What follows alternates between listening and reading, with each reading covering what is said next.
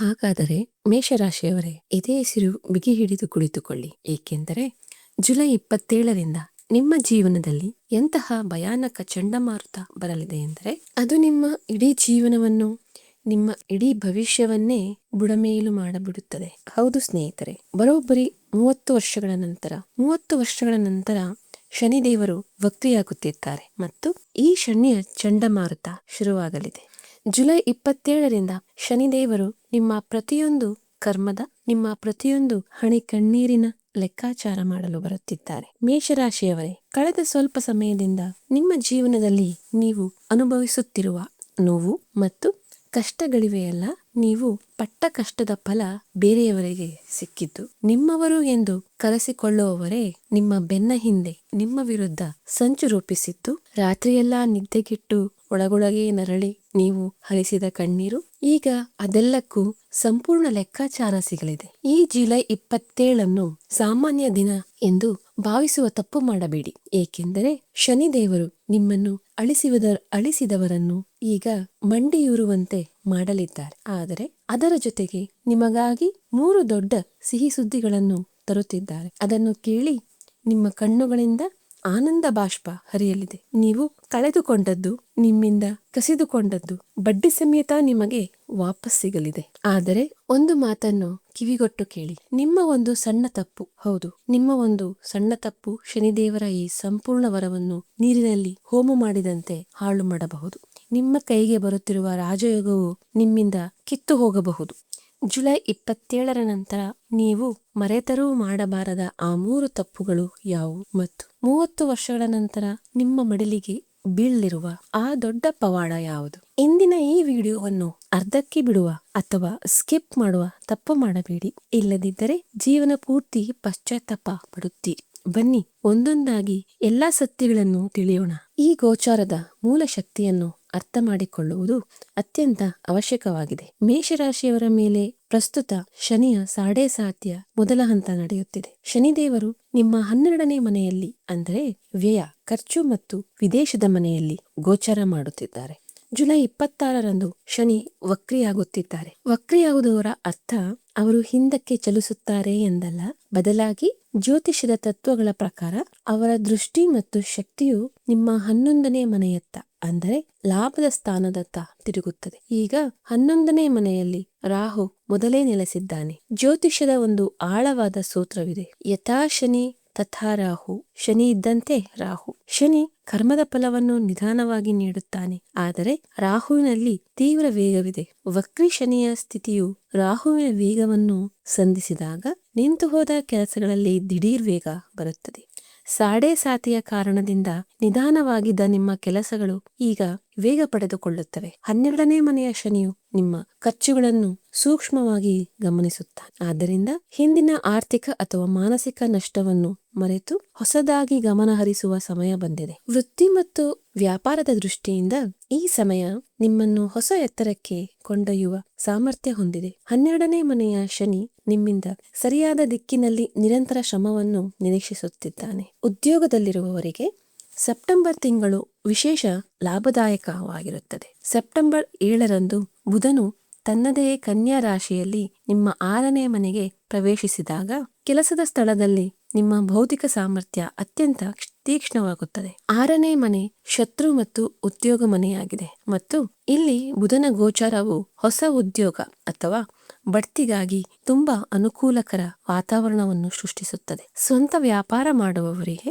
Rahu December 5ರವರೆಗೆ 11ನೇ ಮನೆಯಲ್ಲಿದ್ದು ಹೊಸ ಅವಕಾಶಗಳನ್ನು ಸೃಷ್ಟಿಸುತ್ತಾನೆ. ರಾಹು ಸಾಂಪ್ರದಾಯಿಕ ಆಲೋಚನೆಗಳಿಂದ ಹೊರಬಂದು ವಿಭಿನ್ನವಾಗಿ ಕೆಲಸ ಮಾಡಲು ಪ್ರೇರಣೆ ನೀಡುತ್ತಾರೆ. ತಂತ್ರಜ್ಞಾನ, ಷೇರು ಮಾರುಕಟ್ಟೆ, ರಫ್ತು ಆಮದು, AI ಅಥವಾ ಯಾವುದೇ ಆನ್ಲೈನ್ ವ್ಯಾಪಾರಕ್ಕೆ ಸಂಬಂಧಿಸಿದ ಜನರಿಗೆ ಲಾಭದ ಪ್ರಬಲ ಯೋಗಗಳು ನಿರ್ಮಾಣವಾಗುತ್ತಿವೆ. ಡಿಸೆಂಬರ್ 5ರಂದು ರಾಹು ವಕ್ರಿಯಾಗಿ ನಿಮ್ಮ 10ನೇ ಮನೆಗೆ, ಅಂದರೆ ಕರ್ಮಸ್ಥಾನಕ್ಕೆ ಬಂದಾಗ ಕೆಲಸದ ಮೇಲಿನ ನಿಮ್ಮ ಗಮನ ತುಂಬಾ ಆಕ್ರಮಣಶೀಲತೆ ತುಂಬಾ ಹೆಚ್ಚಾಗುತ್ತದೆ. ನಿಮ್ಮ ಕಾರ್ಯಕ್ಷಮತೆ ಎಷ್ಟರ ಮಟ್ಟಿಗೆ ಹೆಚ್ಚಾಗುವುದೆಂದರೆ ನೀವು ನಿಮ್ಮ ಕ್ಷೇತ್ರದಲ್ಲಿ ಬಹಳ ಮುಂದಕ್ಕೆ ಹೋಗುತ್ತೀರಿ. ಆದಾಗ್ಯೂ ವ್ಯಾಪಾರದಲ್ಲಿ ಕಾಗದ ಪತ್ರಗಳ ಪ್ರಕ್ರಿಯೆ ಮತ್ತು ಒಪ್ಪಂದಗಳಿಗೆ ಸಹಿ ಮಾಡುವಾಗ ಸಂಪೂರ್ಣ ಎಚ್ಚರಿಕೆ ವಹಿಸುವುದು ಅವಶ್ಯಕ.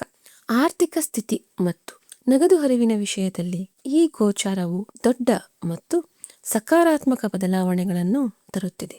ಆಗಸ್ಟ್ 2, 2026ರಂದು ರಾಹು 11ನೇ ಮನೆಯಲ್ಲಿದ್ದುಕೊಂಡು ಧನಿಷ್ಠ ನಕ್ಷತ್ರವನ್ನು ಪ್ರವೇಶಿಸುತ್ತಾನೆ. ಧನಿಷ್ಠ ನಕ್ಷತ್ರದ ಅಧಿಪತಿ ಮಂಗಳ.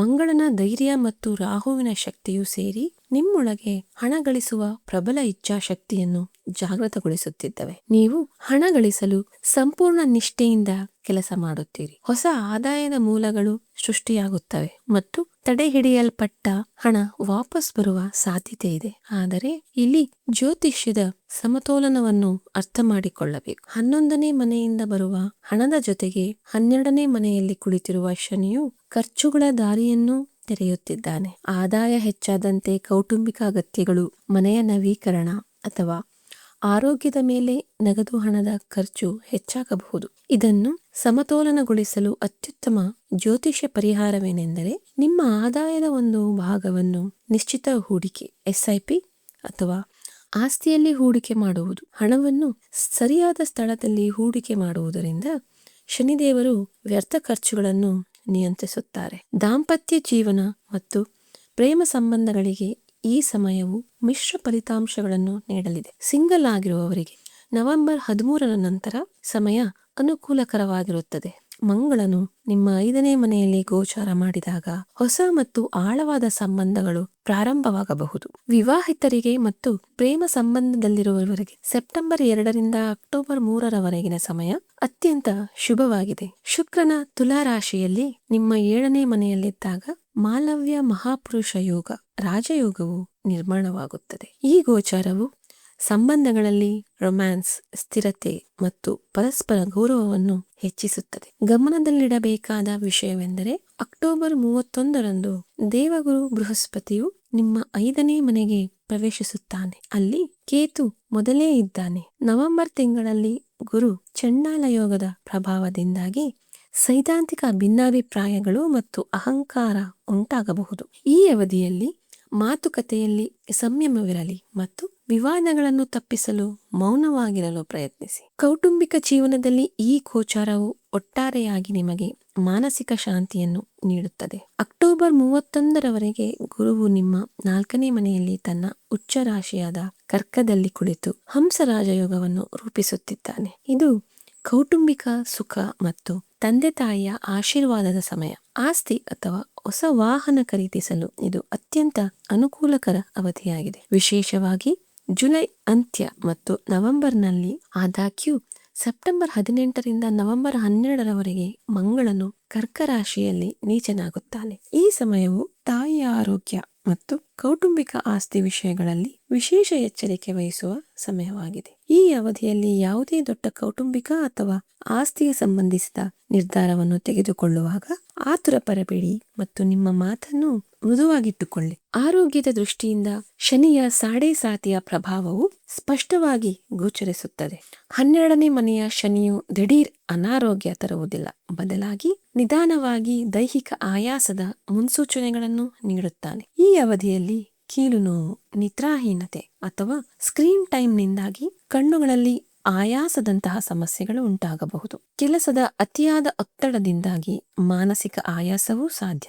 ದೈಹಿಕ ತೊಂದರೆ ಉಂಟಾದರೆ ಸೂಕ್ತ ವೈದ್ಯಕೀಯ ಸಲಹೆಯನ್ನು ತಪ್ಪದೇ ಪಡೆಯಿರಿ, ಏಕೆಂದರೆ ವೈದ್ಯಕೀಯ ವಿಜ್ಞಾನದ ಮೊರೆ ಹೋಗುವುದು ಕೂಡ ಗ್ರಹಗಳ ಒಂದು ಪರಿಹಾರವಾಗಿದೆ. ನಿಯಮಿತ ದಿನಚರಿಯನ್ನು ಪಾಲಿಸುವುದು ಮತ್ತು ಮುಂಜಾನೆ ಬರಿಗಾಲಿನಲ್ಲಿ ಹುಲ್ಲಿನ ಮೇಲೆ ನಡೆಯುವುದು ನಿಮ್ಮ ಆರೋಗ್ಯಕ್ಕೆ ಲಾಭದಾಯಕವೆಂದು ಸಾಬೀತಾಗುತ್ತದೆ. ಶಿಕ್ಷಣ ಮತ್ತು ಸ್ಪರ್ಧಾತ್ಮಕ ಪರೀಕ್ಷೆಗಳಿಗೆ ತಯಾರಿ ನಡೆಸುತ್ತಿರುವ ವಿದ್ಯಾರ್ಥಿಗಳಿಗೆ ಈ ಸಮಯ ವಿಶೇಷವಾಗಿ ಫಲದಾಯಕವಾಗಿದೆ. ಆಗಸ್ಟ್ 17ರಿಂದ ಸೆಪ್ಟೆಂಬರ್ 16ರವರೆಗೆ ಸೂರ್ಯನು ನಿಮ್ಮ 5ನೇ ಮನೆಯಲ್ಲಿ ತನ್ನದೇ ಸಿಂಹ ರಾಶಿಯಲ್ಲಿ ಇರುತ್ತಾನೆ. ಈ ಸಮಯವು ಏಕಾಗ್ರತೆ, ಕಾರ್ತಿಕ ಚಿಂತನೆ ಮತ್ತು ತಾರ್ಕಿಕ ಚಿಂತನೆ ಮತ್ತು ಭೌತಿಕ ಸಾಮರ್ಥ್ಯಕ್ಕೆ ಅತ್ಯುತ್ತಮವಾಗಿದೆ. ಸರ್ಕಾರಿ ಉದ್ಯೋಗ ಅಥವಾ ಉನ್ನತ ಶಿಕ್ಷಣದ ಗುರಿ ಹೊಂದಿರುವ ವಿದ್ಯಾರ್ಥಿಗಳು ಈ ಅವಧಿಯಲ್ಲಿ ತಮ್ಮ 100% ಪ್ರಯತ್ನವನ್ನು ಹಾಕಬೇಕು. ಅಕ್ಟೋಬರ್ 31ರ ನಂತರ ಗುರುವು 5ನೇ ಮನೆಗೆ ಬರುವುದರಿಂದ ವೈಚಾರಿಕ ಪ್ರಬುದ್ಧತೆ ಬರುತ್ತದೆ.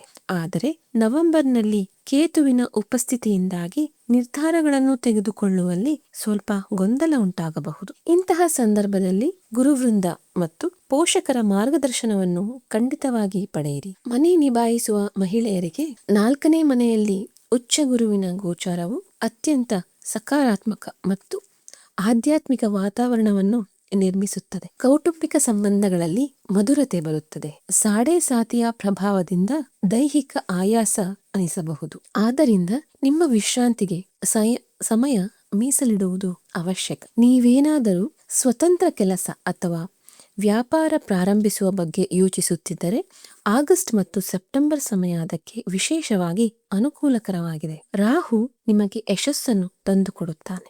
ನಮ್ಮ ನಿವೃತ್ತ ಜನರಿಗೆ 12ನೇ ಮನೆಯ ಶನಿಯು ಏಕಾಂತ ಮತ್ತು ಆಧ್ಯಾತ್ಮಿಕ ಚಿಂತನೆಯ ಸಮಯವನ್ನು ತರುತ್ತಿದ್ದಾನೆ. ಇದು ಕುಟುಂಬದ ಚಿಂತೆಗಳಿಂದ ಮುಕ್ತರಾಗಿ ನಿಮ್ಮ ಆಧ್ಯಾತ್ಮಿಕ ಪಯಣದತ್ತ ಗಮನ ಹರಿಸುವ ಸಮಯ. 11ನೇ ಮನೆಯ ರಾಹು ನಿಮ್ಮ ಆರ್ಥಿಕ ಚಿಂತೆಗಳನ್ನು ದೂರ ಮಾಡುತ್ತಾನೆ. ಇದರಿಂದ ನೀವು ಸುರಕ್ಷಿತವಾಗಿರುವ ಭಾವನೆ ಹೊಂದುತ್ತೀರಿ. ಆರೋಗ್ಯದ ದೃಷ್ಟಿಯಿಂದ ಅತಿಯಾದ ಭಾರೀ ಆಹಾರವನ್ನು ತಪ್ಪಿಸಿ ಮತ್ತು ಕೀಲು ನೋವಿನ ಬಗ್ಗೆ ಗಮನ ಹರಿಸಿ. ಪ್ರಯಾಣದ ದೃಷ್ಟಿಯಿಂದ ಸಾಡೆ ಸಾತಿಯ ಮೊದಲ ಹಂತ ಮತ್ತು ರಾಹುವಿನ ಗೋಚಾರವು ಅನುಕೂಲಕರ ಫಲಿತಾಂಶಗಳನ್ನು ನೀಡುತ್ತಿದೆ. 12ನೇ ಮನೆಯ ವಿದೇಶ ಮತ್ತು ದೂರದ ಪ್ರಯಾಣಗಳಿಗೆ ಸಂಬಂಧಿಸಿದೆ.